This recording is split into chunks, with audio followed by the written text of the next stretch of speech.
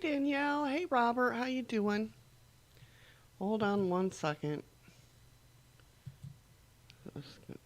Oof. Hold-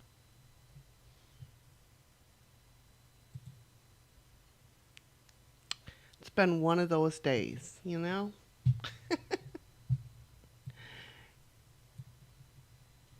Oh, Lord.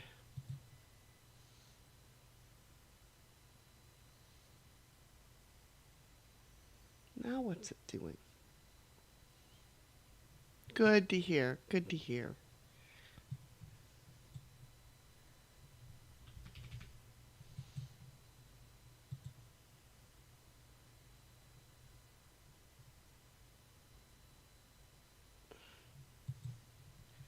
Great, now I froze everything.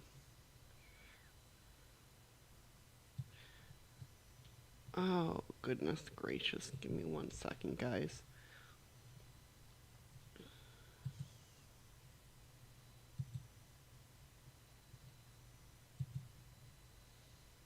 Why am I not live here?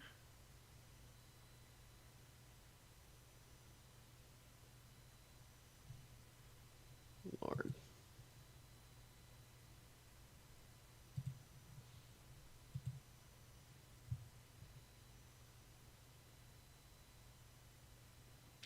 People are sleeping. Yeah, well, I can't help it.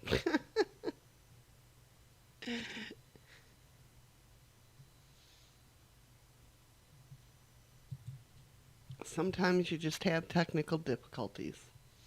Other times, I don't know. But it's par for the course, it's par for the show. That's how it usually rolls. Come on.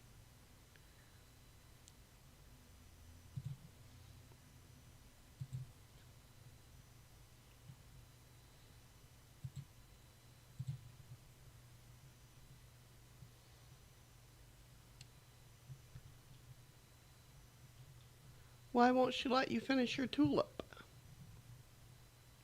Hey, Sophie, how you doing, hon?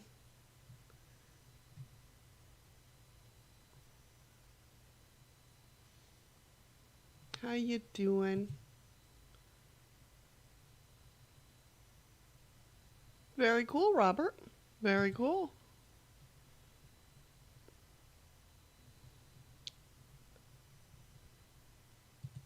I've played a bass before, one time. I'm a drummer. I'm not a bassist. Okay, is that what I want? That's what I want. Yes. Okay, here we go.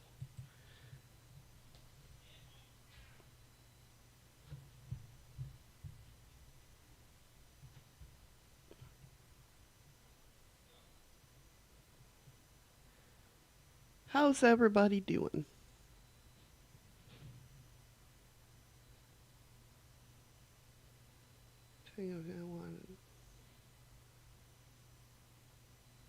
Oh, I'm sure it looks fine, Danielle.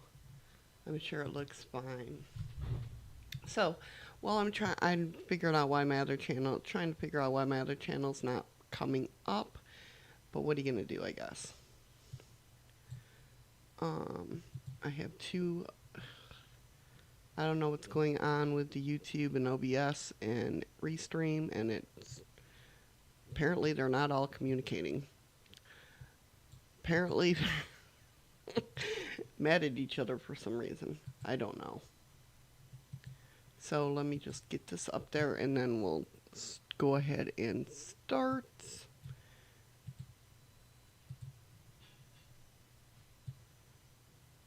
Any day now. There we go.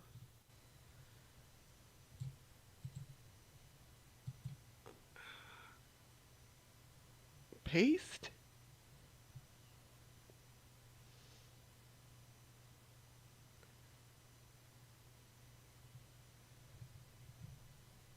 There we go. Hopefully that worked. My D Live is still not going, but what am I going to do? Who the hell knows? All right.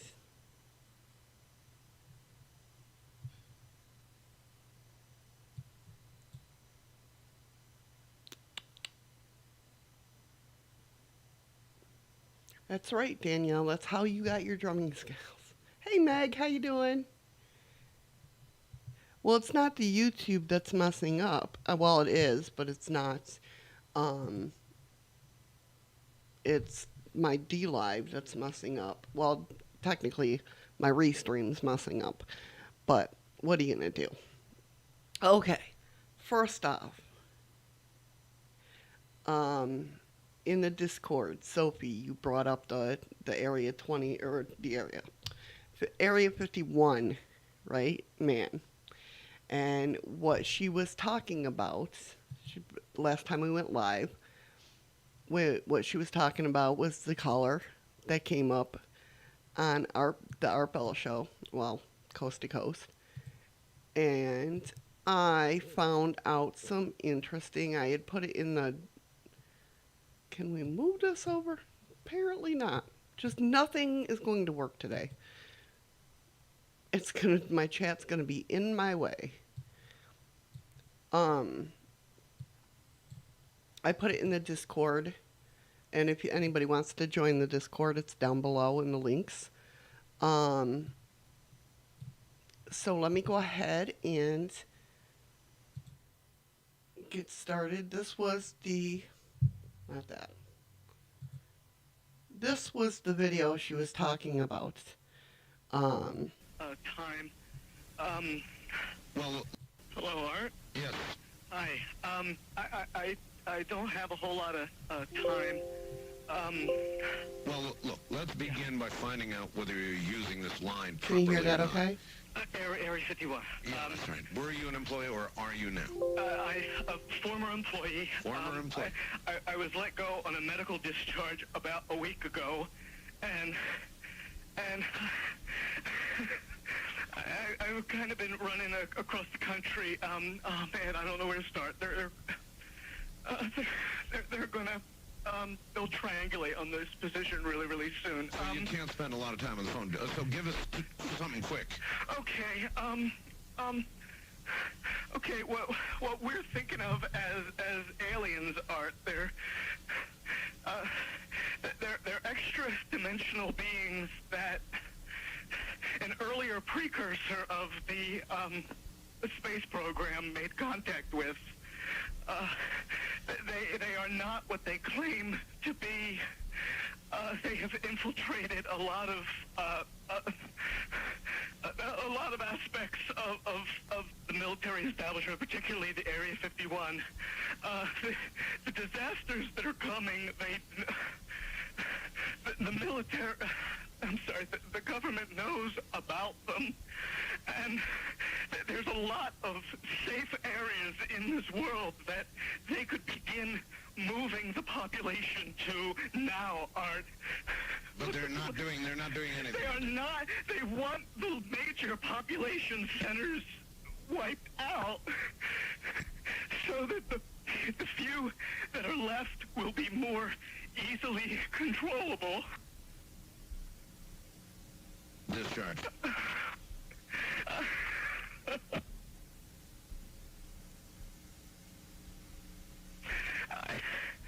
I started getting...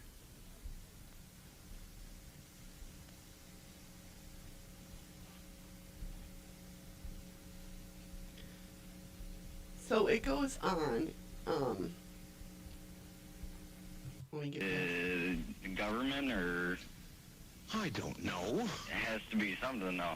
Well, did you hear? Now you tell me because you were listening. That was awful strange. There was a really weird guy on the air when it went off. Yeah, real weird out. Like going, sort of sounding paranoid, Yeah. schizophrenic. Like crying and everything. Yeah. Yeah. And how far into the conversation was it when it went off? Just a couple, about 15, 20 seconds, I'd say. Oh, you Something like that. you guys missed. You really missed a call then, and I've got a feeling somebody didn't want you to hear it. Yeah. Because it was really strange. All of a sudden, I'm hearing Mark Furman, and when That's I right. Well, the network, of course, went immediately to a backup tape while we tried to figure out what blew up here. So that's what you heard happen. And then we're now on a backup link system to be on the air at all right now. So, well, I'm telling you, It's lost all transmit capability on this end. Here in Nevada, the transmitter went belly up suddenly for some unknown reason. I've never seen it do this in all the years that we've been on the air. I have never seen the transmitter in this way just simply fail, massively fail, like a massive heart attack or some kind. And so we have gone to a backup system to get the signal to you right now. Okay, so they had to go to a backup system. You know what's funny is I vaguely remember that, but I'm not sure if I'm remembering the right thing, because I used to listen to Coast all the time, just about every night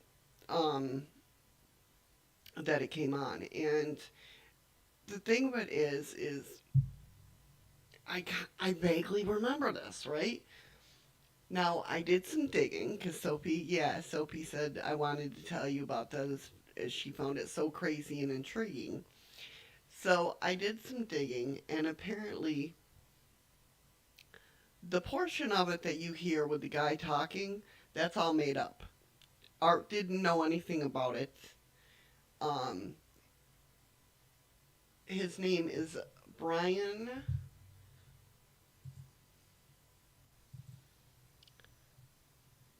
Glass, and he's a comic book creator. And he made up that character and called into the Art Bell show. Now, like I said, Art didn't know, but the fascinating thing about that is when he did call in, like the whole satellite going down and the phone lines going down, that's the truth. That actually happened. But talk about your timing. Now, he explains he was on Fade to Black, obviously September 9th, 2014, talking about it. I had another interview with him because he plays the tapes and that, and I don't know where it went, as usual.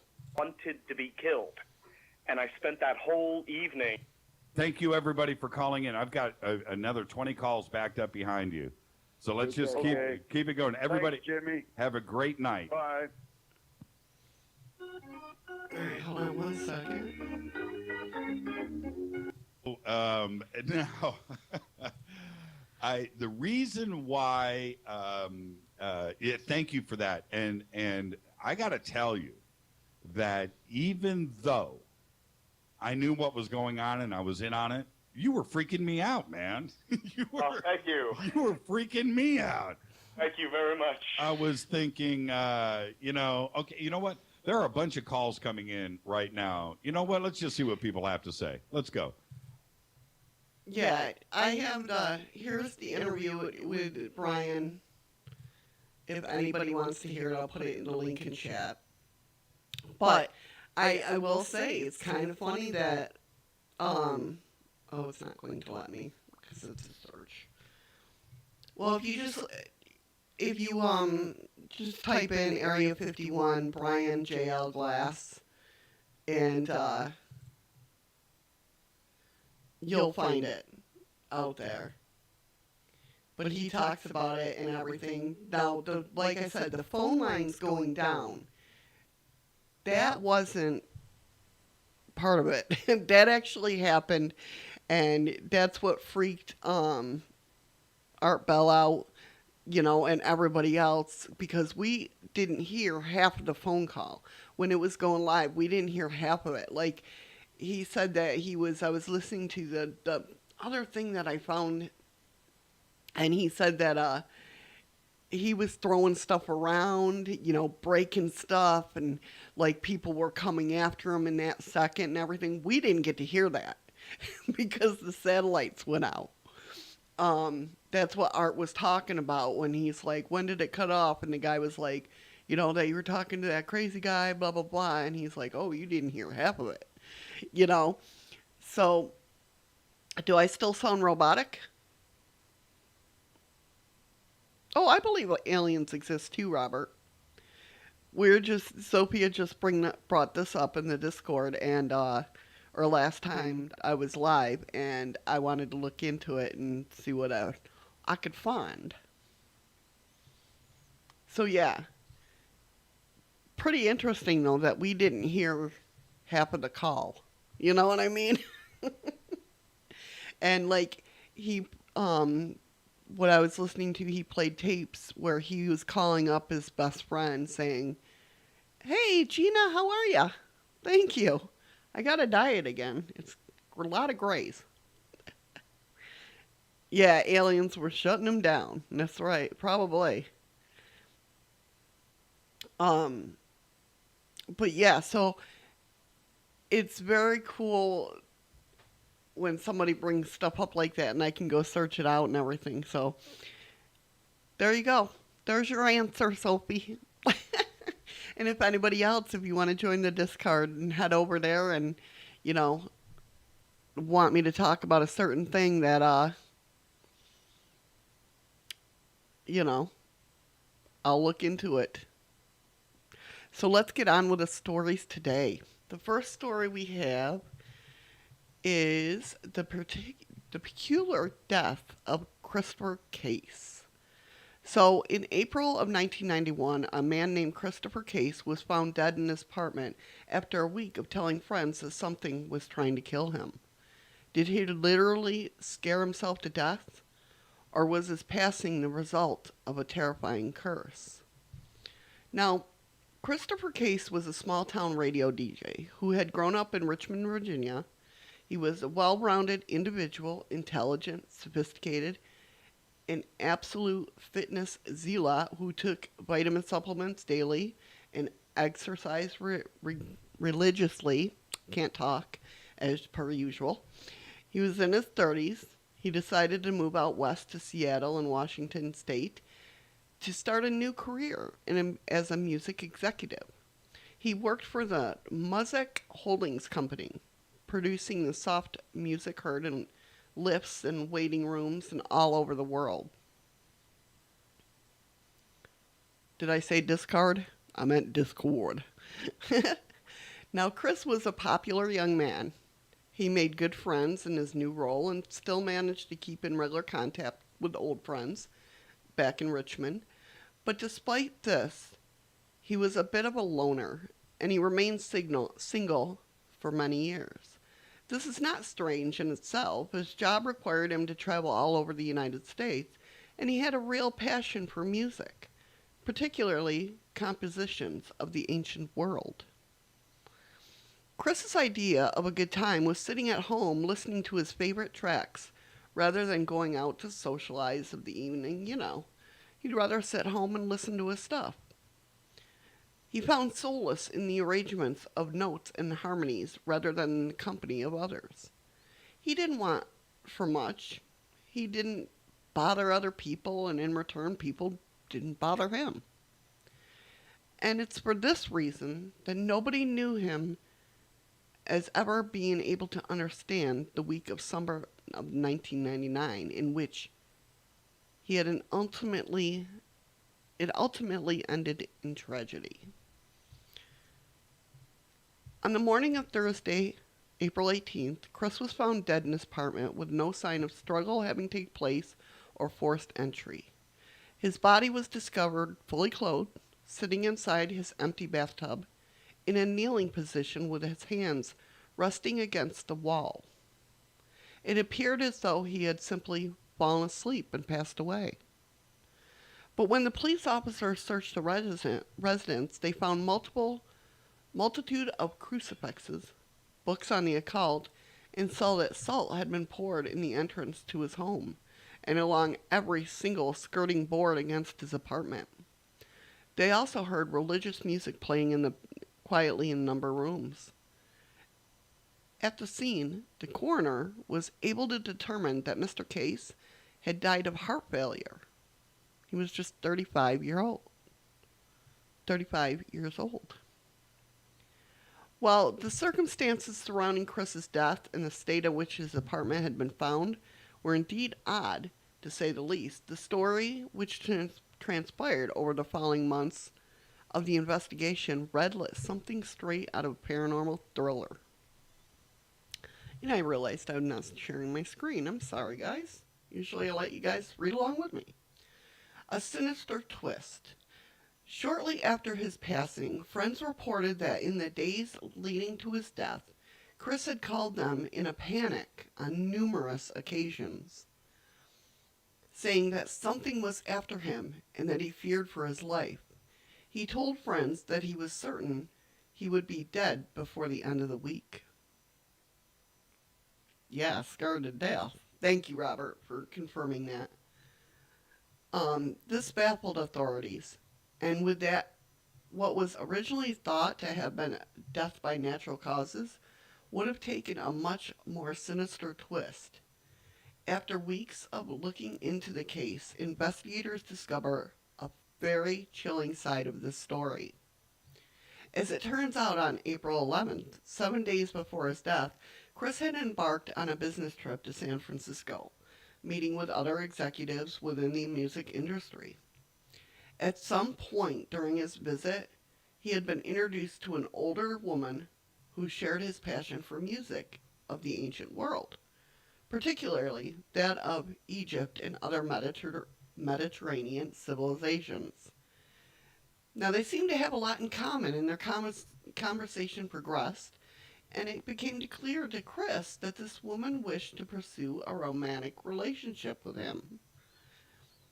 She made it no secret of her feelings and asked him to take her home on more than one occasion.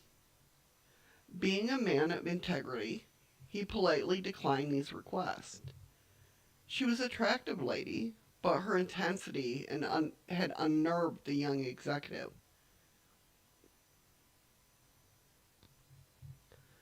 Might be Danielle because I just woke up. This coupled with the fact that she is at least 20 years his senior, and it led Chris to suggest that they called it a night and go their separate ways. But this only seemed to anger her. Hey, Jimbo! What's up?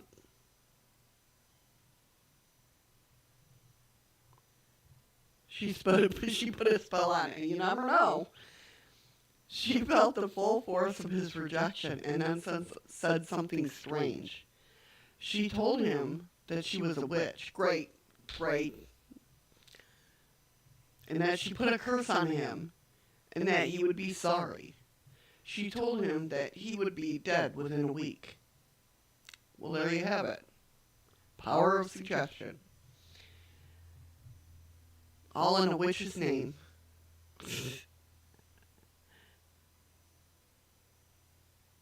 Oh, really? When I share the screen?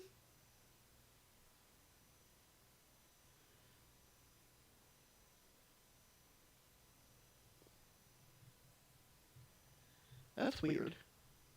Who knows? It's been a weird day. I had problems going live as it was. So if it gets worse, just let me know. Can you deal with it, or? Chris, who thought of himself as a rational individual, simply suggested this off. He did not believe in the paranormal or supernatural, and he was not religious in any sense of the word. So he disregarded her threats and traveled back to Seattle the next day.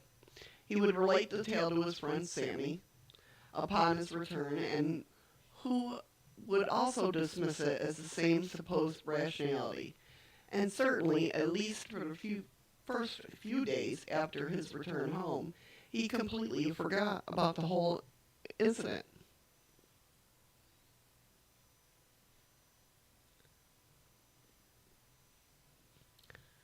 However, on the morning of the 14th, Chris called Sammy in a panic, saying that he had been kept awake all night by the sound of a whispering voice coming from somewhere inside his home. Though he couldn't find the source, he would also go on to say how he had seen shadows moving across his apartment, even though he was the only one there and that he felt like he was being watched during the night. This conversation would be the first of 3 frantic phone calls that Chris would make to Sammy over the next few days. On the 16th, he called to tell her that something had attacked him during the night. He had woken to find himself paralyzed, being throttled by unseen hands. The attack was particularly intense and violent, and the force of it lifting him off his mattress before releasing him and throwing him back into his bed. Afterwards, he had noticed tiny cuts on the ends of each of his fingers, and that his bed sheets were stained with his blood. Hey, easily distracted, how are you, hon? Welcome, welcome. This instance proved to be too much, and on the morning after, he visited a religious bookstore called Evangel Incorporated. The store manager, Rodney, described that how Chris had entered the store, walked over to one of the displays, and picked up a handful of crucifixes. He asked him how he intended to use them, and Chris told him what he believed to be true of the matter. He was being attacked by a paranormal entity, and that he needed to defend himself. Rodney assisted as best as he could, and recommended a number of books on the subject of fighting witchcraft. Between his visits to the bookstore and his calls to his concerned friends, Chris began a determined effort to fend off whatever mysterious forces had been tormenting him, and by the afternoon of the 16th, the battle lines had been drawn. He'd placed a number of crucifixes around his home, which were interspersed with candles, and he had poured lines of salt along extremities of each room, leaving small piles in each corner. He had also written many notes on methods of combating evil spirits, which were scattered throughout his apartment. It had been less than a week since his meeting with this strange woman, but Chris was a changed man, barely recognizable compared to the confident, rational young executive he had only been days before. This was an obsessed individual, determined to the point of being detrimental to his health. He wasn't sleeping. He hadn't shown up for work in 2 days. He called other friends besides Sammy, and they would describe how in his voice they could hear how afraid he was. And unfortunately for Chris, the evening of the 16th would be the most harrowing experience to date. It's not exactly clear what happened during the course of the night, but something frightened him so much that he left his home during the early hours of the morning and stayed at a hotel. Because of this, Sammy could not get through to him the next morning. Her only recourse was to call local police department and ask them to do a welfare check on Chris's property. Upon arrival, they found the premises locked and were unable to get access. They left the scene and reported their findings back to the concerned Sammy. Now, living on the other side of the country, she felt distraught and helpless. And what else could she do? She had no other choice but to wait to hear from Chris. That evening, she came home to find a message stored on her answer machine. Little did she know at that moment, but this would be the last time she ever heard from her friend. To her surprise, there was an eerie calm to the young man's voice, almost as he had reassigned himself to his fate. In this message, he spoke about how they had almost gotten him the night before, and that he believed this would be his last night on Earth. Sammy wouldn't be the only person to hear from Chris that day, however. He had also visited a Catholic priest in the afternoon, and later he had returned to the bookstore, the Catholic bookstore there.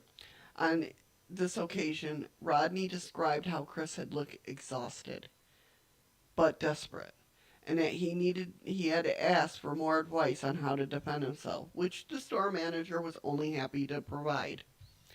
Despite Chris's best efforts, he would lose his life on that night, April 17th, 1991. Myocarditis is listed as the official cause of death in the coroner's report. A sudden and seemingly inexplainable stopping of the heart. What happened to Chris? So did Christopher Case somehow manage to convince himself that he had been cursed and literally scare himself to death? Or was there something more mysterious and sinister at work? Of course, the jury is still out, even after all this time.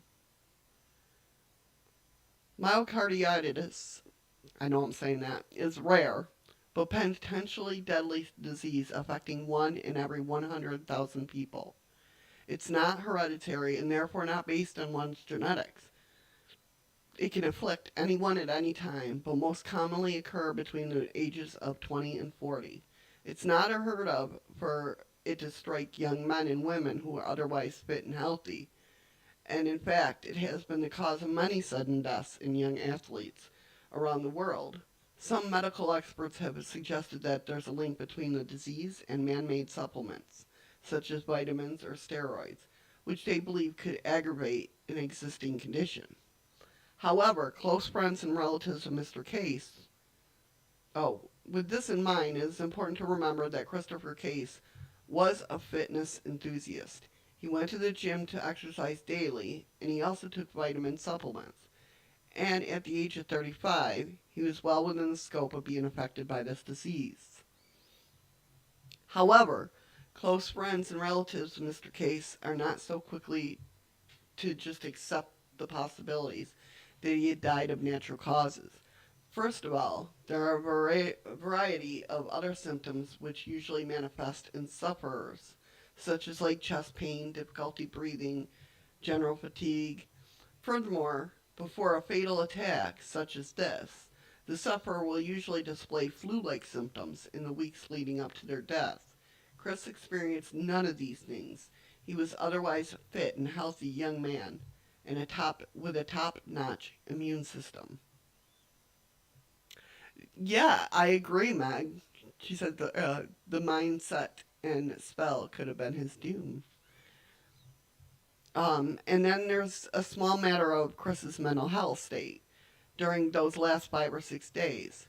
As we have already established, he was stable. He was a stable individual and not prone to such flights of fancy regarding the paranormal. So why did he suddenly and inexplicably change?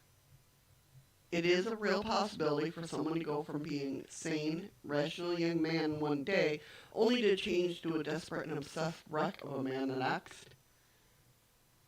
It absolutely makes no sense. Finally, we are faced with the fact that Chris knew he was going to die. He predicted it with an alarming accuracy, saying that to his friend Sammy on the 17th that he knew that would be the last night.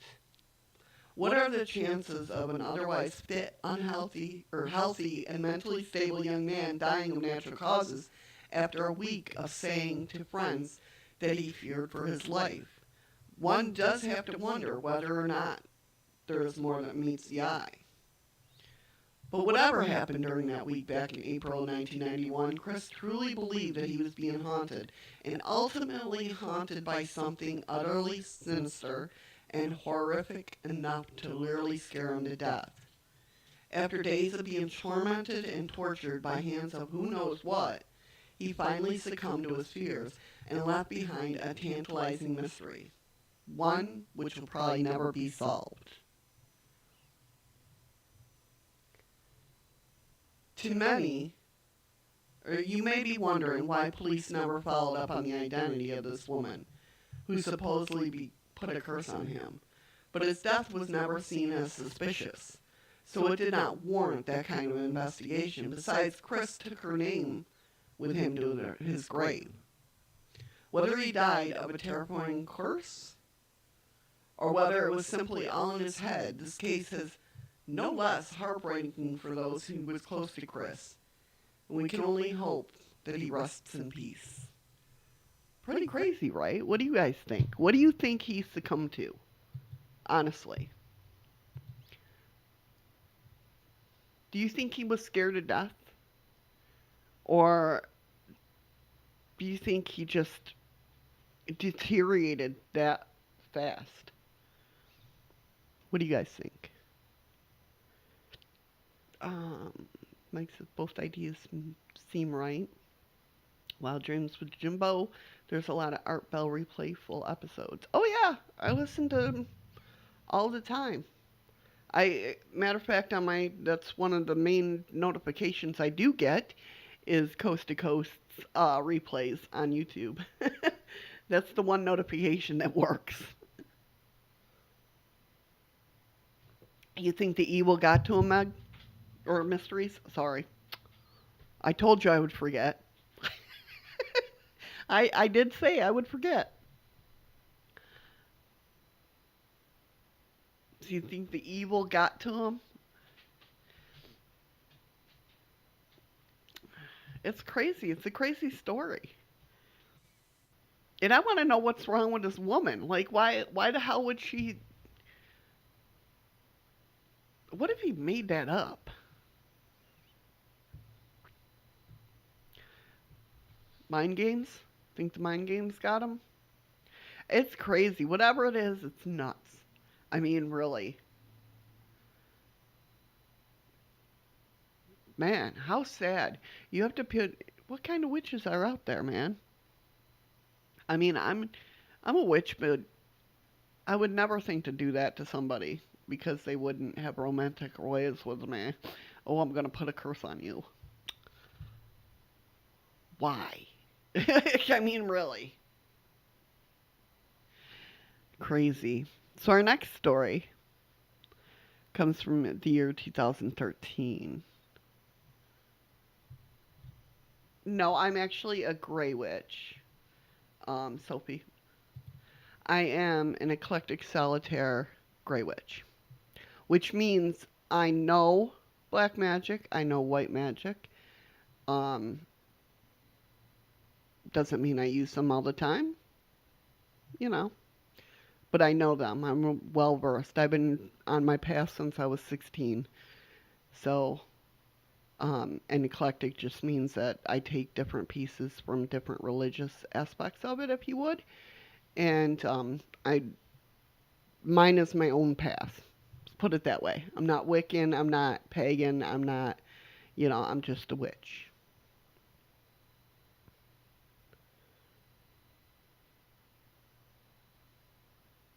And like my studies of that stuff didn't all come from just being a witch. It's just I'm a researcher. That's what I do.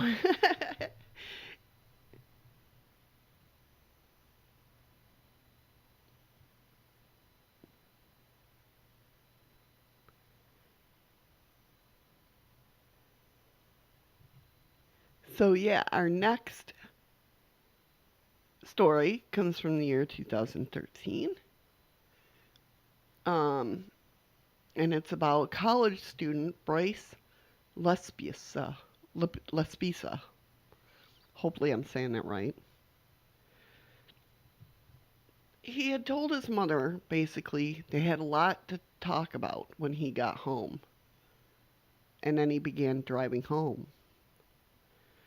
So on the evening of August 28th, 2013, Karen and Mike Lespisa received a phone call from their son, right? Letting him know that he was driving down to their home in Laguna Niguel, California. Lespisa was 19 and recently started his sophomore year at Syria College in Rockland, California. He was studying industrial and graphic design, and the Lesbias had moved to California from Illinois in 2012 following Bryce's high school graduation. According to Karen, she offered to fly up to see her son, who had just broken up with his girlfriend. However, he told his mother not to make a flight reservation until they had a chance to talk. He added, I have a lot to talk about. Karen would never find out what her son wanted to discuss.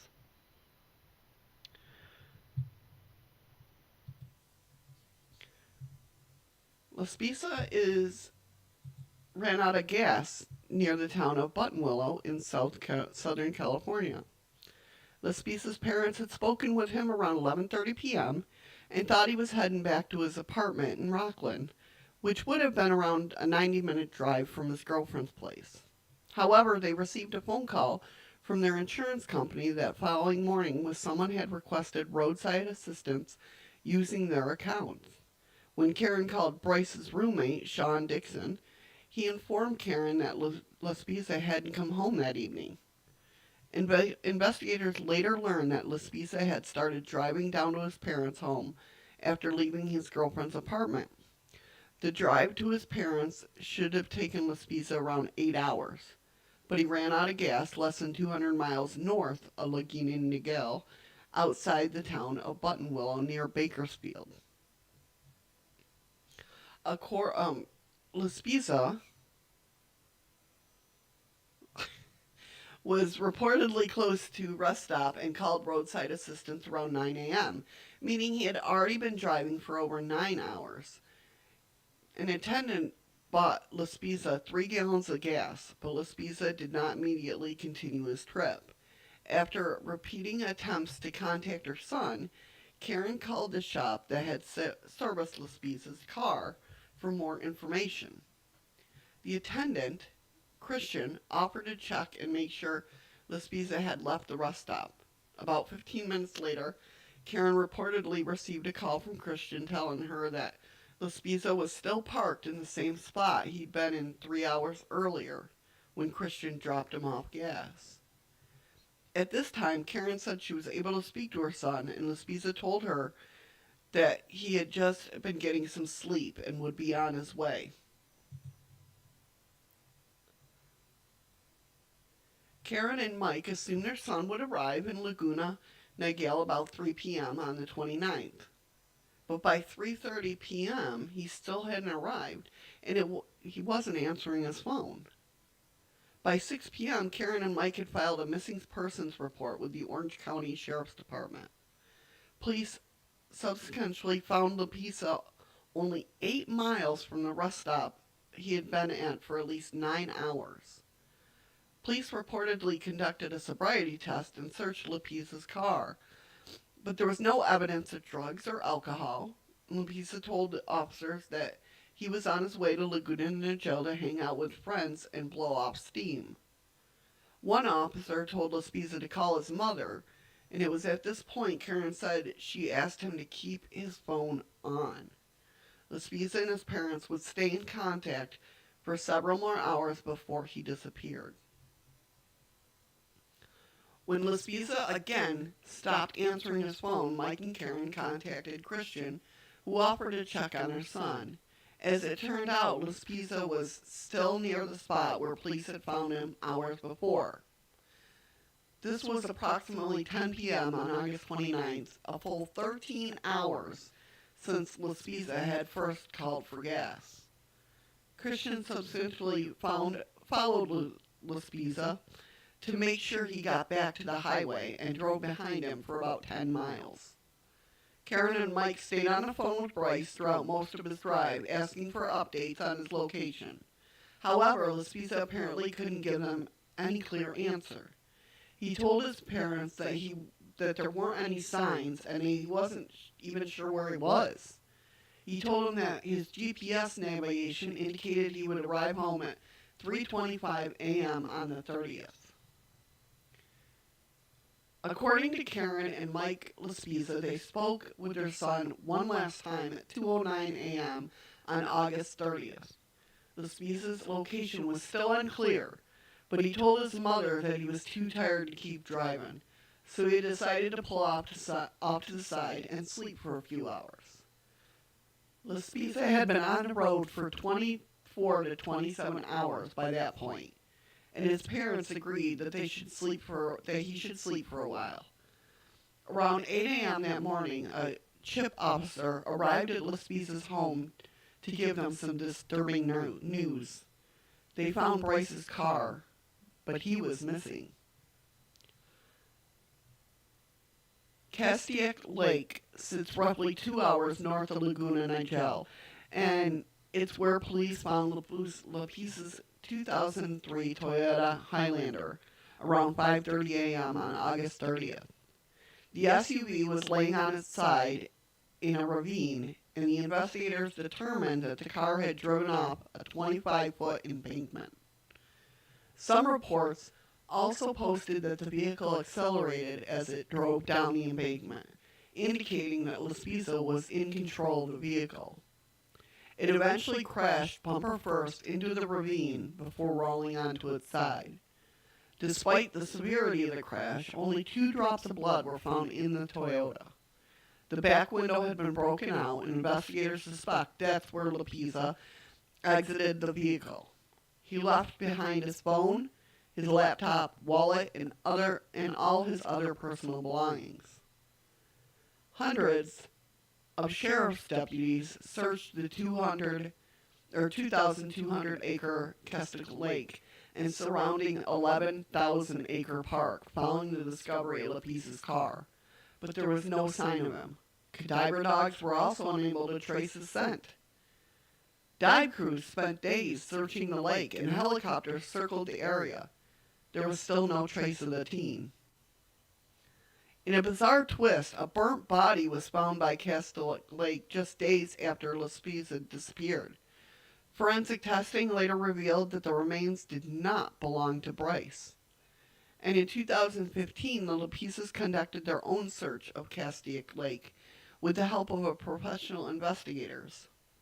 Karen told the Chicago Tribune, "We hired a sonar boat that searched for 2 days and did not find any human remains.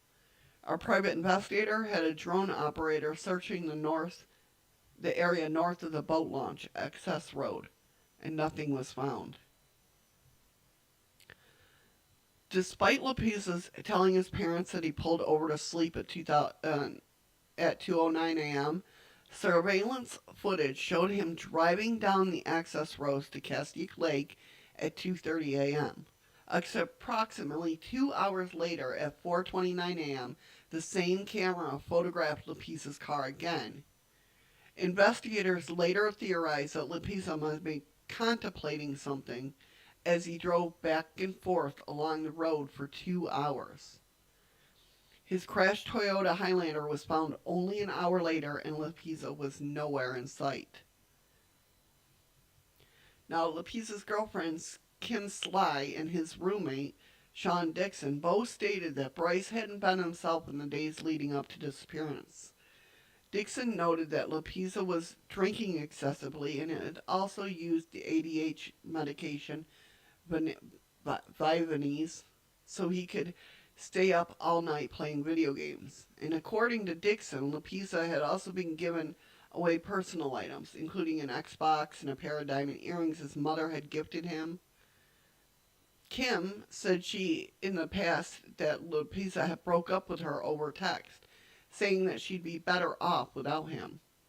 Sly noted in the interview that she had run through every scenario about what led to Lespisa's disappearance. Sly had allegedly also taken Lespisa's keys away from him the night that he was at her apartment, but eventually gave them back at his parents' request. Investigators and Lepisas have wondered if Bryce could have some sort of psychotic break as the result of abusing medications and alcohol, which could have explained his odd behavior in the days leading up to August 30th car crash. In early October 2013, just over a month after Lespisa's disappeared, sightings of him were reported in Oregon. A police officer in the town of Port Orford claimed that he had seen Lespisa, but wasn't aware of the teen's missing person status. Lespisa's family was also told the press that there were additional sightings of him in the area, but they remained unconfirmed. His uncle, Brian David, commented at the time how difficult it was for family to hear about the sightings. David said in the interview, we'd get the word of a possible sighting, and it brings you way up, and then you find out, oh, it's not Bryce, and it brings you way down. The sightings in Oregon began just days after authorities suspended the official search for Lespisa, but no positive IDs were ever made. It's crazy. I know, right? The mind is a powerful thing, Robert. You're so right. Sophie said, find it funny that his girlfriend's name is Sly. I know. What a weird last name. So Detective Robert Martindale, the LAPD, was the lead investigator on Bryce Lespisa's case, and he believed that the teen decided to walk away from his life. In an investigation discovery interview, Martindale noted that the bloodhounds were brought to Casta Lake and quickly picked up on Lopeza's scent. The dogs followed the scent across the dam and eventually to a truck stop before losing it. Martindale theorized that Lopeza may have gotten a ride from a trucker. However, Lopeza's parents remained unconvinced that he would have willingly disappeared, and that they've even considered the possibility that he suffered a brain injury following the crash. Detective Martindale has stated that the answer to Lopeza's disappearance likely has to do with whatever he wanted to discuss with his mother. And I think that too. I think reading that,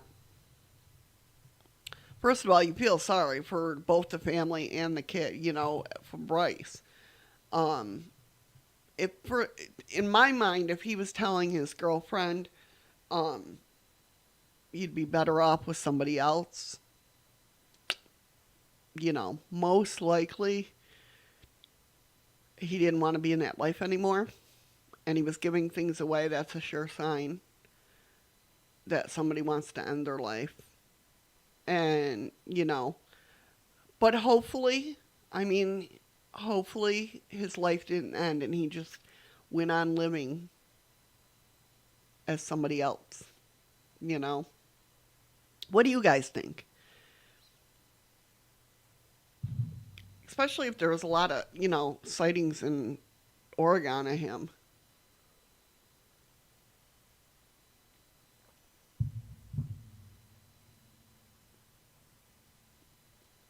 I have one hair that wants to go right in the middle of my forehead. Oi. Crazy. But if he was going back and forth on that road for a couple hours. Sophie said he was struggling but could not communicate it, so maybe he did something drastic to express it. Very true. Very true. I mean, the way the cops say that he was contemplating going back and forth down on those roads, right after he talked to his mom. I'm wondering, we can only speculate, right? That's all we can do. We'll never probably know the answer. But I wonder if he got addicted to the medication and wanted to let his parents know what was going on, wanted to help, but didn't know how to ask for it. I don't know. Something definitely went on with him now. All right. Enough of the sad these are weird stories, but are you ready? We're going to ask the question ourselves. Is she from another Earth? Or did she switch places with a doppelganger? Or what the hell's going on? Hey, C. Peyton, how are ya? Sophie said that's why I stopped my mods. Maybe shouldn't have, but I did not want to rely on them. A lot of people do that, Sophie. Yeah. I don't recommend it. But it happens. It happens. Oh, thank you, Jimbo.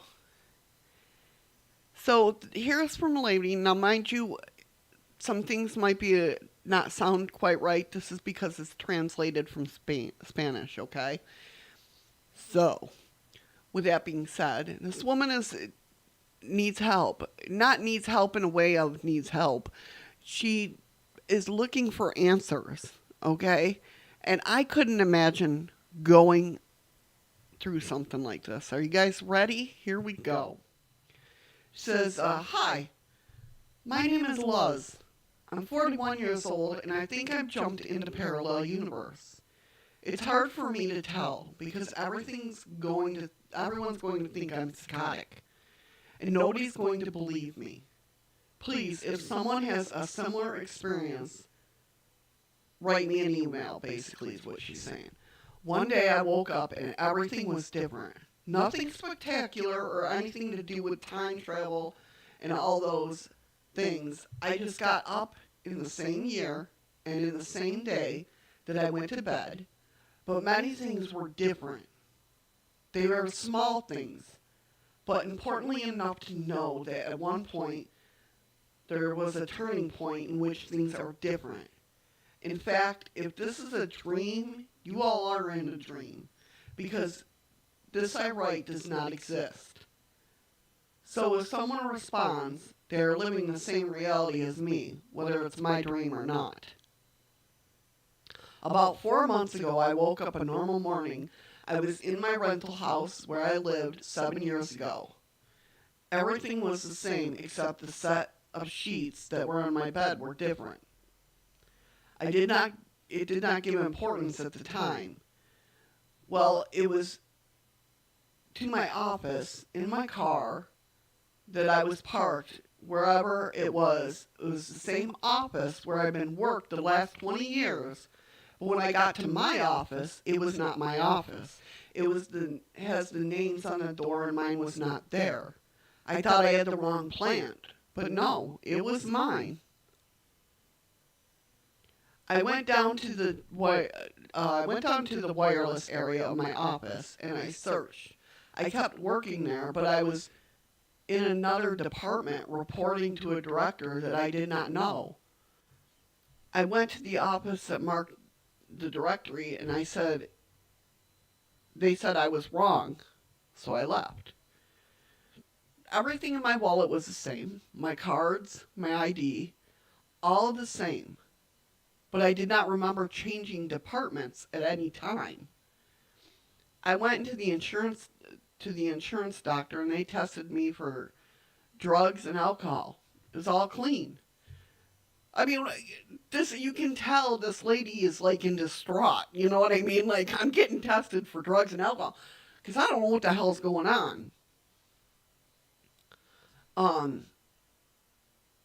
I went to work the next day saying that I was not well and I'm getting out of step. My floor is the same, all the same. I've looked at all the papers that I keep in the house and everything is the same. Shortly after realizing that something strange was happening, I thought it was some kind of like amnesia, that something had happened to me and I could not remember a time in my life. But no, I went to the internet and it was the day it had to be, and the news, at least the important covers were the same as the previous day. I have not been with my 7-year-old partner for 6 months. I think what she's saying is I have not been. She was with her partner for 7 years, but they had broken up 6 months prior. I left him and started a relationship with a guy from the neighborhood. I know him perfectly. I have been with him for 4 months, and I know his name, surname, address, where he already works, and a son who he has, and where he studies. Well, all that does not exist now. It seems it never existed before my jump. Or it seemed it existed before my jump, but now there's no trace. I have hired detectives to look for him, and it does not exist in this flat. I went to the psychiatrist. They attribute it to stress. They think I'm hallucinating, but I know it's not. Oh, I'm glad you're enjoying, at least, you know. My ex-boyfriend is with me as if such things, I have never left him, apparently. And Augusta, and my boyfriend now, seems to have never existed here. He does not live on the floor where I lived, or encountered his hojo. I don't know what that's supposed to mean. I swear to you that this is real, and I'm very sane. My own family does not remember things like an operation on my sister's shoulder a couple months ago. They never had surgery, and little things like that. Unfortunately, I do not remember many important things about television news, but the rest of the world seems to be the same. There are many little things in the last 5 months and now. A lot of nonsense, clothes that are in my closet that I have not bought, a post on the blog of a radio show I had with my ex. He's still my boyfriend now. And that we stopped putting, or that I stopped putting. Please, if someone has had this happen, something similar, that contacts me to see what has happened. I do not find any pathological that matches what has happened to me. I've been reading all the theories that I found for 5 months, and I'm convinced that it's been a leap between planes. Some decision made, some action that has been made, some things change. What, I don't know what that word is, muscius, is that I'm in the same year, and because I have not jumped to another time, I'm exactly the same. To explain to me, if I have lost my memory 5 months ago and woke up having dreamed those 5 months with the explanation that everybody remembers me at that time, and I have done things that I am not aware I have done. Any more experiences?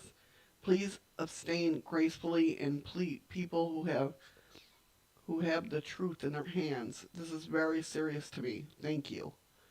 Could you imagine? I mean, this lady's distraught. You know what I mean? She's trying to figure out what the hell happened to her. I couldn't imagine waking up and then... Well, I mean, I'm going through it a couple times. Like, little things are happening. I can't think of anything right now. But, like, in my life, like, little things have happened where I'm like, why is this all of a sudden important? You know what I mean? Like, I don't know. Yeah, my daughter-in-law actually freaked me out the other night. It really freaked me out because we were talking, because my grandbaby's been sick off and on, and we're just trying to like figure out stuff, and we were talking, and she's like, well, chickenpox are gone now. And for a minute, in my mind, it went like, we don't get shots for chickenpox anymore. I'm like, wait a minute. My mind just, I walked into her bedroom. I'm like, all right, Savannah. My mind just blew up. We don't get vaccinated for chickenpox anymore. And she's like, oh yeah, we still got, I was like freaked out for a minute there. I was like, wait a minute. When did this happen? That we stopped getting vaccinated. She's like, no. We still get vaccinated. And I'm just saying chickenpox don't happen anymore. And I'm like, oh, okay. They do, but okay. Yeah. But it's like stuff like that that's been going on in my world that I'm just like, I'm trying to think of something that it is. Like something that wasn't important in the past has become like very important now. And it's like, why is this important? Or vice versa. You know what I mean? Does that make sense? Yeah, I've never heard of anything like this before either, Sophie. I mean, I've heard of people, like, trying to figure, like, having time lapses and that, because I love a good story with a time lapse. Hi, Amanda. How you doing, hon? Welcome. But I can't imagine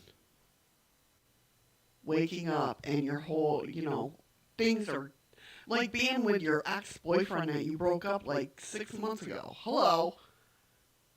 Can you imagine? Could you imagine just waking up and being like, all of a sudden, your ex is in your bed and you're like, where the hell did you come from? And it's like, what are you talking? And he's just as weirded out with you because you're like talking like, we broke up. What are you talking about? And he's like, what? Because his timeline is you guys have been together the whole time, you know? So talk about being distraught. I know I would be. All right. Are you ready for our next strange story? Did you know the Amazon had telegraphs? No, you know what threw me? All right, before I start that, because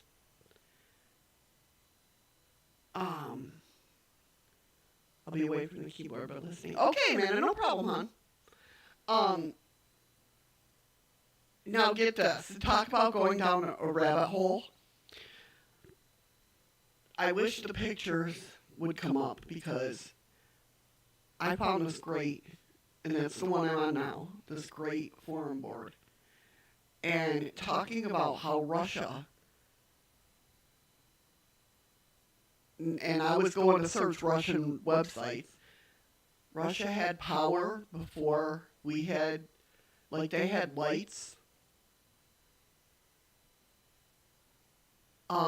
in a chandelier, not candles, actual lights in a chandelier before we had lights. Like, I'm weirded out by this. I'm like, oh my God, has our government really lied to us that much? Like, I'm thinking of like North Korea. Like, North Korea people don't realize that they're only this little continent, right?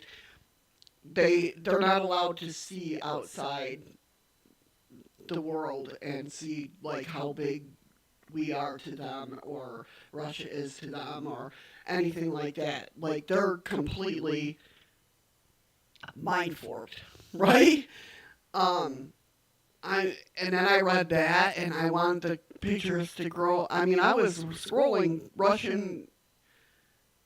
It was bad. I was scrolling, looking for these freaking lights before we had electricity, thinking, if my world is going to be blown up if my government lied to me about, having electricity when we had electricity, and like other people had electricity and we did not have electricity, and that's history, right? I mean, I know I know our history has changed a lot. That's a timeline difference too, but our history has changed a lot from when we were younger and stuff like that, right? But something like that would really totally blow my mind, I think. So I am going down the rabbit hole, and I will let you know what happens. Okay? It's crazy, I know. I'm crazy, I know. It's all good. I already know that. My kids know it. We're good. So, get this. In the Amazon, they had a telegraph, basically. Now, it's not like what you're thinking. But, so, in uncharted domains of our world, the name James Campbell Beasley may not ring a bell for many. But Beasley was a mostly obscure British hunter and explorer who was born in London in 1874 and eventually educated at Eton and Oxford, who, despite his relatively unknown nature, had a rather colorful life. He got into his head to make a bold expedition down to the Amazon rainforest of Peru. Departing from New York City to make his way to the jungle of Peru in 1913. That's a year before my father was born. To raft nearly 4,000 miles from Lima along it all the way from a source to Atlantic Ocean over the course of 5 months and make a myriad of amazing discoveries in the uncharted wilderness along the way. Besides all the groundbreaking new footage and interesting items Beasley brought back with him, there was also rather strange curiosity of a tale that he relayed. He noticed during his expedition that the natives of the Amazon always seemed to know when he was coming, no matter how far or how fast he traveled, which piqued Beasley's curiosity to no end. When Beasley inquired as to how the natives are so quickly knew of his arrival without the locals explained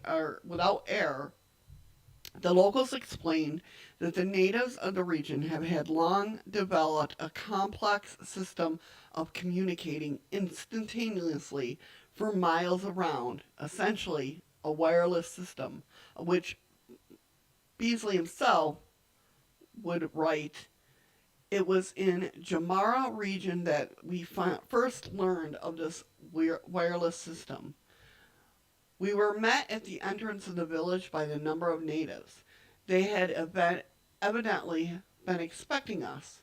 And when he asked how they knew that we were coming, they pointed to a crude-looking arrangement suspended between two tree stumps in a horizontal bar.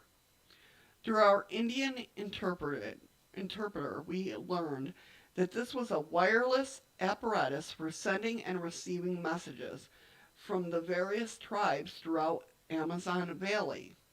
The transmitter was a hollowed trunk of tree suspended from the pole so that the base was slightly off the ground. Inside, it had been arranged very much like our violins. All right, Soapy, take care, hon. Love and light to you as well, hon. It was explained that the instrument was struck smartly with a small rubber hammer, and a vibration was created that carried for miles over the hills. The receiver is very similar to the transmitter, except that it's placed in hardwood platforms, the base of the hollow tree trunk being grounded to the platform. When the message is struck in the neighboring village, sometimes 30 miles away, this receiver catches the vibration, causing a jerky singing sound.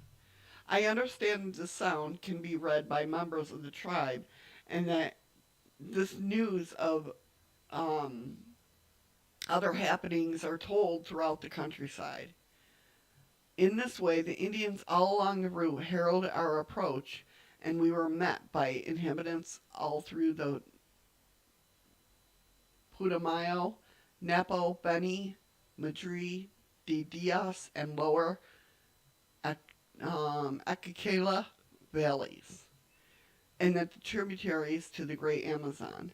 We learned also from the Maratos and the Humbayas tribes that this method of telegraphy had been used by the various tribes in that district for thousands of years. I don't know, I just found that interesting, and I thought that you guys would find that interesting as well. It's just wild to know. I mean, when we think about people living in the Amazon, and I mean, these tribes have lasted there for thousands. I don't know why we don't think of them being smarter or whatnot. They're survivalists, right? Basically. But to hear somebody like having a system like that, that is so, it was so cool to me, and I thought I'd share it with you. But we'll get back to the craziness now. I don't know, it was a little thing that I thought I'd share with you. I thought it was wicked cool. You know, what do you know? All right, here we go. How would you love to have lunch in a different dimension? How do you think that would go for you? Well, lunch in a different dimension. The idea that there are similar or nearly identical realities that exist on a different level than ours has thrived in concept as far back as there is a history. Olympus, Asgard, Magmel, and when, these places of legend go by many, many names in many, many cultures. But they are the same, in fact, that they are like our world. But they are not our world. Paul Calizio is convinced that in 1995, he was one of those people. Calizio lived in Rhode Island and had been to Newport many times. The city that was home to the America's Cup yacht race for more than 50 years was only a 45-minute drive away. After all, he had been there so often he considered himself a regular. One of his favorite places to eat was Newport Creamery that served everything from buttermilk pancakes to burgers to clam rolls. But on a day in 1995, he and his friend Kenny drove to a town of roughly 25,000 people for Kenny's dental appointment, and his world changed. After Kenny's appointment, they went out for lunch in this town he knew well, and found something unexpected. I parked my car in a familiar spot, and we walked down the famous America's Cup Avenue to Thomas Street, or to Thames Street, Calizio said. We walked past a shell service station, which he was familiar with, but Calizio was surprised to see a well slant downward and open to the street and it opened into a street that had escaped him during previous visits. I could see the ocean and all the sailboats in it, he said. I thought it was little wooden stands selling souvenirs. So we walked into a business district. Whoops, let's not hit anything there, Missy. So we walked into a business district I've never seen before, loaded with many shoppers. Very busy, a two-way street. I can still see the bus stopping. There were several restaurants in this newly found area. One caught Calizio's eyes. Newport Creamery. He didn't know there was another location in town. I said to myself, I've never seen this one before, he said. I was also ashamed to say this to my friend because I didn't want to look like an idiot. Calizio paid for his lunch with cash, then sat and looked at the window to take in the area as he ate his cheeseburger combo and a Coke. I had a view of the ocean watching people play frisbee and walk their dogs, he said. It was so amazing. I couldn't wait to tell my wife. Everything else was normal. The restaurant looked like the other locations. The food was the same.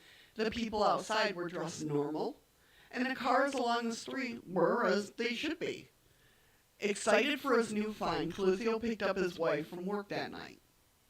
I told her, wait until you see where I'm taking you Saturday night. 3 days later, Calizio and his wife went to Newport, turned down America's Cup Avenue to Thames Street, took a right at the yeah, say that 3 times fast. Took a right at the Shell station, just as he had done with Kenny. But wait, there was no wall that opened to a previous unknown street. I did not see the ocean, just a ball field and an apartment building. So I drove around for half an hour and finally gave up. He tried to take his wife to the Newport Creamery twice more that summer. Then again in 97, then in 98, then in 99. And in 99, I walked every street side road of America's Cup Avenue and Thames Street. About 3 hours, and I found nothing, he said. Calizio kept trying because he knew what he had experienced. That street, the shopping area, the restaurant, he's like, it was real. He bought his first computer in 2000 and did a web search for a Newport Creamery restaurants in Newport, Rhode Island. There were 2 listed, the one he had previously been to and the one on Bellevue Ave. I said to myself, there is an answer. It's the one on Bellevue Avenue, Calizio said. With that conclusion was satisfactory for me for the years following. It wasn't until he found Google Street View that the specter of the missing restaurant appeared again. He looked up the Newport Creamery on Bellevue Avenue, and it wasn't the restaurant he'd been to in 1995. There was no ocean view, no shopping district, nothing familiar. He thought maybe Google Streets hadn't picked up the right angles. Calizio went to the Bellevue Avenue Newport Creamery in 2012 and discovered Google had been correct. This wasn't the restaurant that he finally spoke with Kenny about it. Finally, after all this year, because this wasn't the restaurant. He said to me he was also ashamed to say that the area was unfamiliar to him as well. That there was something strange about that day. So Calizio's curiosity exploded in 2000s. So Kenny remembers being there and seeing all this stuff as well. It wasn't just him having an experience, Calizio having an experience. His friend Kenny remembers it as well. So his curiosity ends up exploding in 2016, right? He begins to ask business people in the Newport about the 1995 location, but no one knew what he was talking about. He talked about with Newport City Clerk, who said there has never been 2 Newport Creamery restaurants in town, and they never moved from another location. He's like, I told a coworker of mine a story. He worked with me in engineering maps, and he said to me that he was familiar with Newport, and I described my situation the best I could. The wall, the water. He said, I think I know what you're talking about, Calizzo said.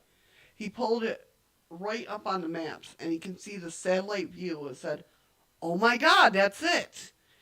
Calizzo had found the area he had once visited and eaten a cheeseburger combo and a Coke.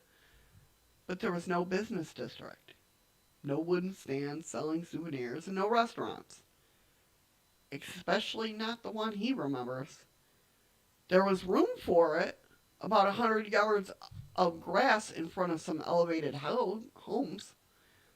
He went to Newport a week later, located the slant path, and saw where he and Kenny had walked toward the ocean. But it was hidden on the opposite side of the street. He walked towards the ocean and stood on the ground where the restaurant had been. A place where no restaurant has ever been. It appears we entered a vortex and we slingshot around the other side of the avenue where the wall and the ocean were on the left, Calizzo said. The district we walked into was another version of Newport, Rhode Island. I've investigated this for 21 years.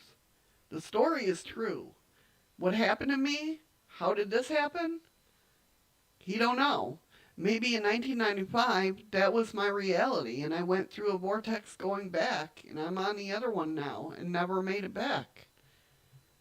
Isn't that crazy? Can you imagine going to a restaurant, having a cheeseburger and a Coke? That's it. Hanging out with your buddy. Beautiful ocean. You're seeing this district where there's little shoppers, you know, where you can, little stands to buy things, trinkets and stuff like that. Just to go back to, and you're excited, right? You're like, I've never been here before. And you're excited, and you're like, you go and talk to your spouse and be like, I can't wait for you to see this. I really want you to see this. And then going down there and it's gone. And you're like, what? How crazy is that? It's just strange as ever. And, you know, if you're listening on the podcast portion of this, come on over and what's your take on it? Come on over to the YouTube side. What's your take on it? I want to know what you guys think about this. What happens? Is it just a time slip bumps into each other and boom, you're in somebody else's timeline?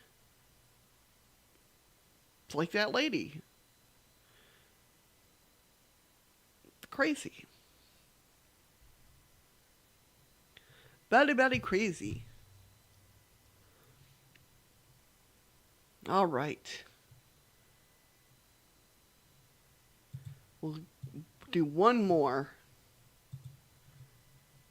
And then I got to get going because I'll be babysitting tonight. But we're going to talk about the mysterious butterfly people of Missouri. Have you guys heard about this? On May 22nd of 2011, a time slip. Yeah, easily distracted. That's why I love a good time slip story. Can you imagine now being so excited? So excited to tell somebody about this, to show them, and it being not there. Not ever there. It was never there. That's crazy. So on May 22nd of 2011, the town of Joplin, Missouri was visited by the specter of destruction and death. On this day, from out over the horizon swept the unstoppable force of a catastrophic E5 rated multiple vortex tornado, a monstrous force of nature that gained size at an alarming rate, as if feeding off the horror it inspired. At one point, unfurled in its talons to encompass approximately 1 mile across. With its sheer size and winds up to 200 miles per hour, it would completely obliterate much of the city, causing $2.8 billion in damage, killing 161 people and leaving over thousands more injured, becoming the 7th deadly tornado in U.S. history, as well as the costliest in the country has ever seen. Its aftermath, vast areas with rubble, trees, and buildings were just gone. Lives were ruined, and the city and the state would never be the same again.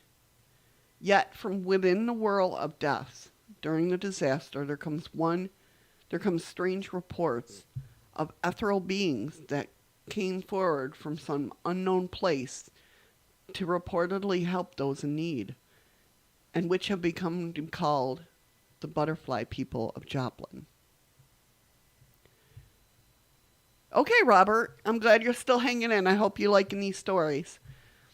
The name itself comes from some of the descriptions of the various young children who supposedly encountered seemingly angelic beings often called butterfly people, with multicolored wings and often surrounded by a shimmering illumination or orbs of light, although descriptions vary. One popular account that probably made the name stick comes from a 2.5-year-old little girl who was in a car with her father when the tornado came tearing through. Miraculously, although the vehicle was blown clear off the road and tumbled over, the 2 occupants within were shaken but completely unharmed. The girl would later say that the butterfly people had been sitting in the car with them, and when she was told that no one else had been in the car, she insisted, "No, Daddy, there were butterfly people in the car with us."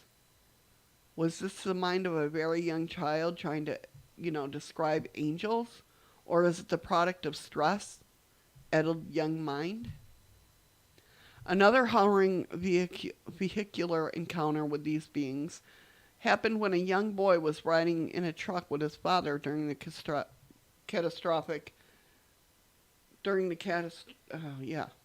when a car came soaring through the air towards them, seemingly bearing down on a direct collision course, but somehow managing to veer off at the last moment, so that barely missed him. The boy would later say that he had seen 2 very big angels hold the car back at the time and throw it to the side. Although only the boy had seen the mysterious figure, the father would admit that it seemed to be no rational reason for why the car should have not smashed right into them. There is also the account of the mother and the young daughter, who also was caught in the tornado in their car and managed to crawl out of the vehicle to take refuge in a nearby ditch. The tornado relentlessly approached, destroying all in their path, yet amazingly leaving the 2 uninjured. And the girl supposedly said to her mother, "Weren't they beautiful?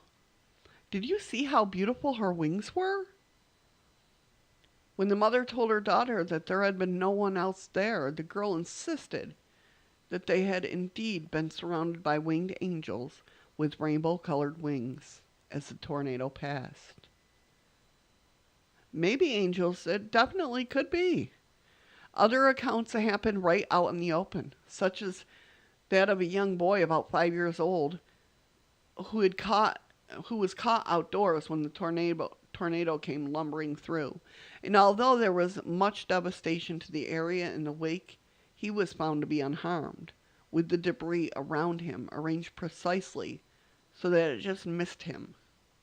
The boy would remain calm, that as the winds roared by him, he had said he had seen 3 glowing figures with butterfly wings walking towards him across the field, and that whatever they stood, the flying debris would bounce off to the side or disappear.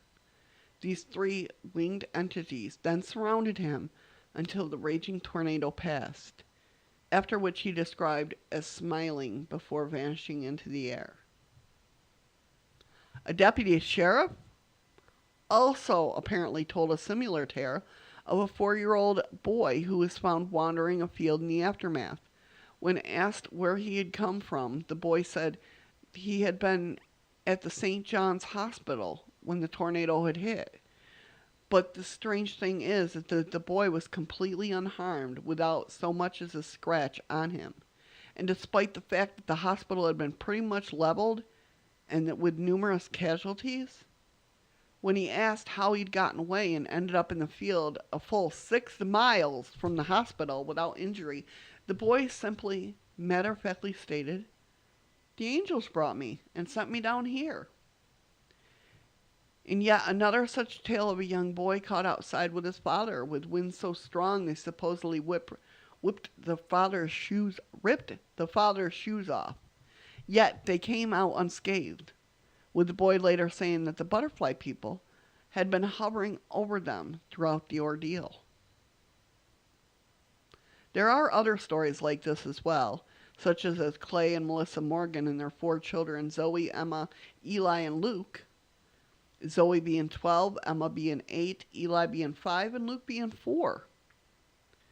The family lived in a mobile home in Joplin that was pretty much directly in the path of the rampaging tornado, which blew open the entire house and sucked out Clay and Morgan to send them flying out, while still perched atop a mattress, like a water slide. Fortunately, no one was seriously injured, but it was found that little Eli was missing. After a panic search, they found him uninjured around 20 feet from the house, oddly wrapped in a green rug, like a burrito, although no one knows who wrapped him or even where the carpet came from. All Eli was able to remember that he had seen a man with brown hair hovering over him.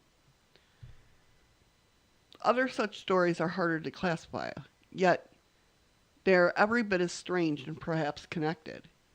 One is the account given by Pastor Vermouth, who said that something very mysterious had happened at the church and that was hit by the tornado during a service. At the time, the congregation was quickly whisked off to the basement, but this did little in face of the breathtaking destructive power of the beast, and the walls of the church came crashing down all the way to the basement. Several people had been pinned under heavy rock and debris, and then it was reported that suddenly 6 large men had arrived to lift all the rubble off, before saying that they had other people to dig out and leaving. They were not regular rescuers, because the actual rescuers arrived. They not only had seen no other people in the area, but also claimed that the collapsed walls would have been far too heavy for 6 men to lift. So who were these strangers? Were they the same guardian angels seemingly watching over the others?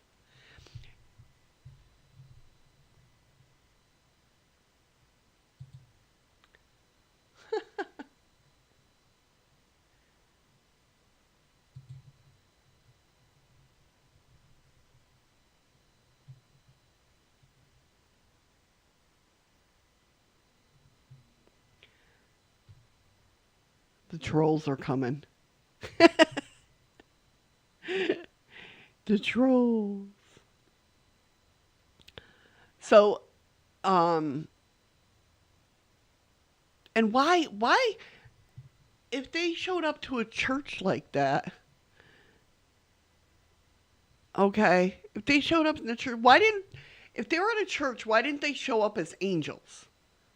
To everybody else, they're showing up to butterfly people, but at the church they showed up, maybe that's how they had to get the, I don't know. Is that weird? I don't know. You would think that at a church they would show up as angels. I don't know. Okay.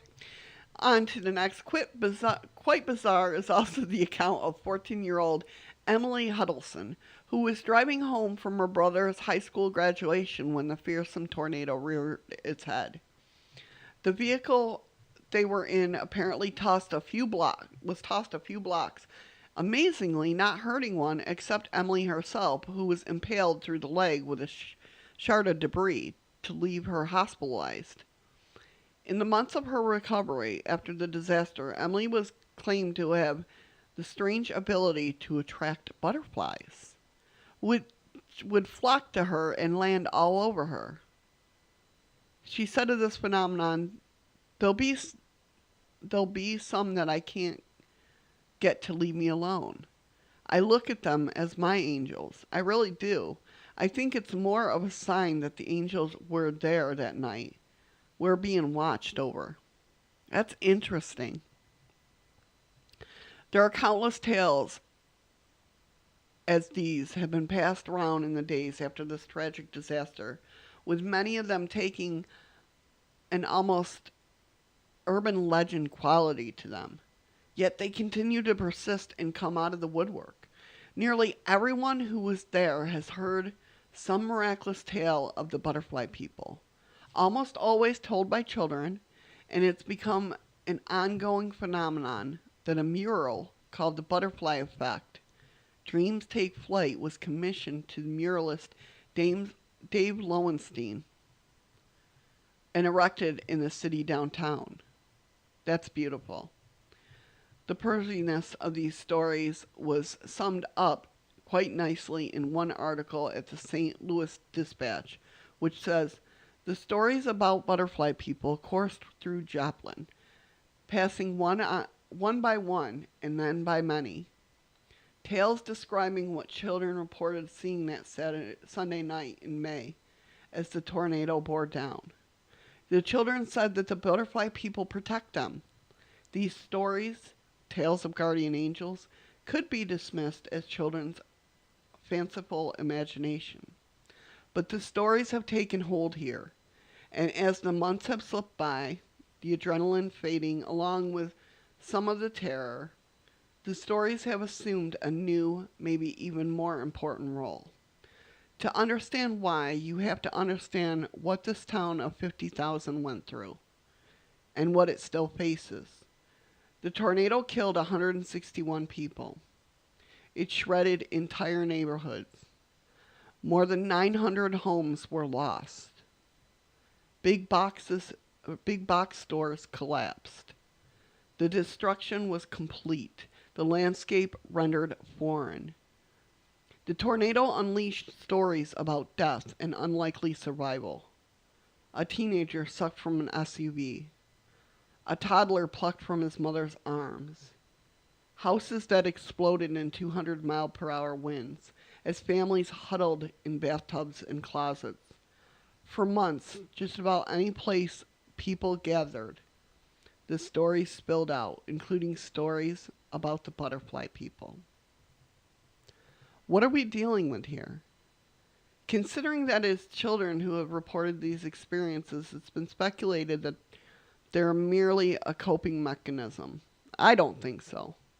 I don't think it has to deal, them doing that with stress and trauma. Yet, how is it that these people have so miraculously emerged unscathed to tell these tales? Ron was in the closet?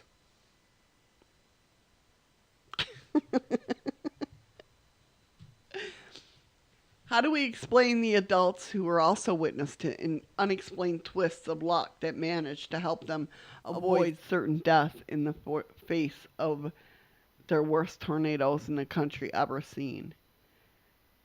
Is this all coincidence mixed with a bit of luck, trauma, overactive imaginations of children? Or is there something more to it? Could it be that these entities really did come from somewhere beyond our understanding to help? And if so, were they angels, aliens, or what? And why did they appear only to children? Ron! Where were you? You were in the closet when 69xxx.fun came in.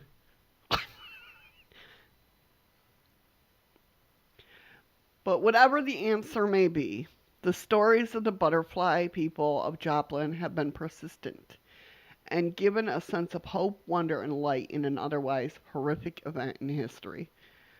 You're right, Robert. That was a beautiful freaking story. I'm not going to lie. That was really beautiful. And if you're new to my channel, you'll know that most of these stories I'll skim over, but I don't read them till I'm with you reading them. So I wanted to cry. I still want to cry. during that story. That was beautiful. Oh, you're painting your aunt's bedroom. See how you are? We had a troll, and Ron wasn't here. That's okay. That's okay. I see how it is. But that was a beautiful story. I mean, it sucks that that happened in Joplin, but the angels, the butterfly people, how beautiful. Their wings must have been so beautiful.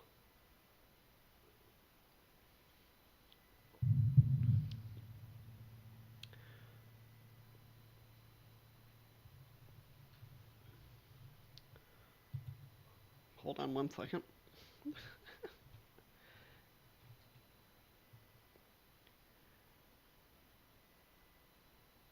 Oh, why does it gotta go there? Hopefully you liked those stories.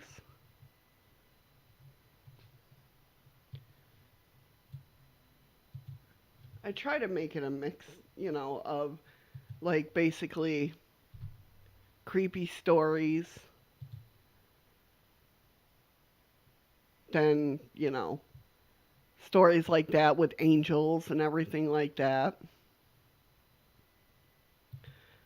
I try to give it some UFO, some paranormal, some cryptid. You know how it goes. So with that being said,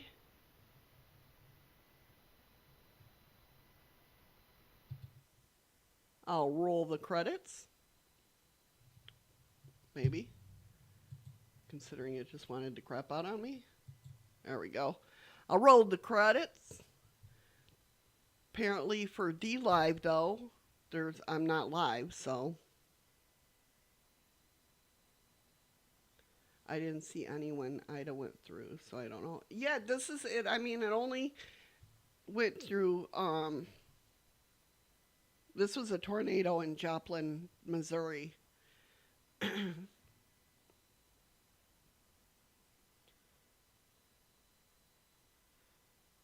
Well, then I'm glad you weren't chatting, C. Peyton.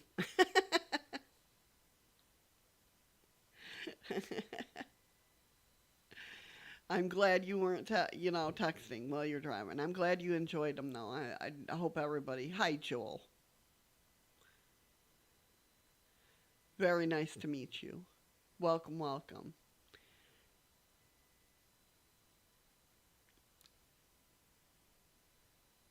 I try to mix it up. I try to mix it up and, think about, because I like picking brains. I like, am I talking to myself? No, I'm not talking. My mic's working. I I like picking brains. So therefore, I try to mix up to see what you guys think about the stories. But interesting, definitely interesting stories today. Definitely interesting stories. And my next go live will be Friday, same time. Yeah, same time, 2:00 p.m. my time, whichever time is your guys' time. And I hope to see you then. And I forgot to say what I usually say last time on the show. But we'll be having more shows then.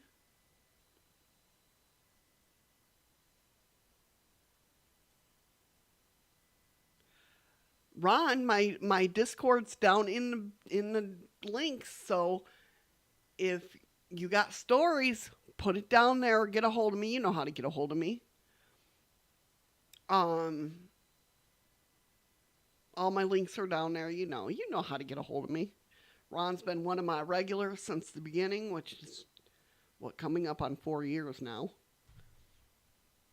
And, yeah, so stick around. Friday will, like I said, 2:00. And, yeah. I hope you have a great rest of your day or night, wherever you are. With that being said, guys, I'll see you Friday. Thanks for hanging out with me, as always. Be safe and find something today that makes you smile with your eyes. Love you guys.